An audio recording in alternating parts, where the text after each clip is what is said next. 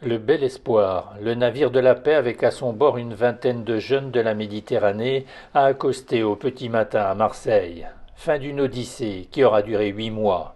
En 2023, le pape François, dans son discours du Pharo, avait demandé que Marseille soit un port accueillant, un phare de paix pour anéantir les abîmes ténébreux de la violence et de la guerre.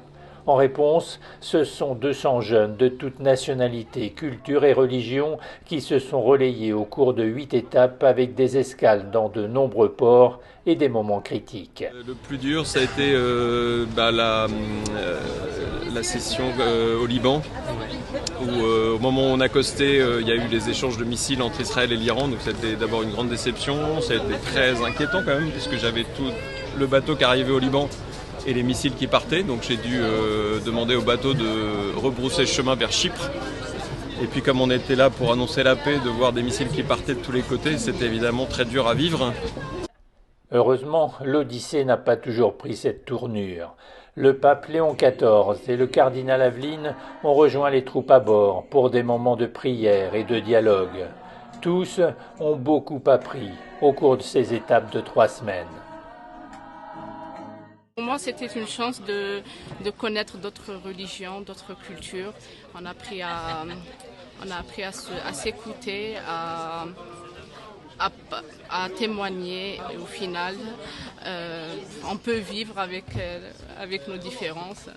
Je pense que la religion n'est pas un obstacle pour le vivre ensemble. 20 jeunes de la Méditerranée peuvent construire la paix à bord. Alors pourquoi ne pourrions-nous pas construire cette paix en dehors du bateau, dans la vraie vie? C'est la leçon que je retiens. Alors vous allez être des ambassadeurs?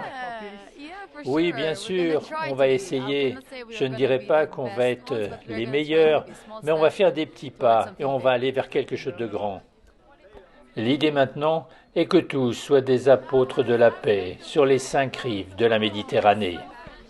Ce qu'on a essayé de construire là sur le bateau, c'était vraiment quelle action mettre en place concrètement pour construire la paix et pour espérer un monde meilleur.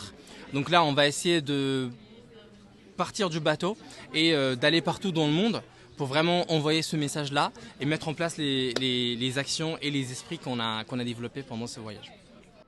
Samedi, le 3 mars reprendra la mer pour une parade matinale entourée des voiliers de tradition et de kitesurf, puis des ateliers participatifs et des conversations auront lieu au Mucem pour hisser haut la paix dans le monde.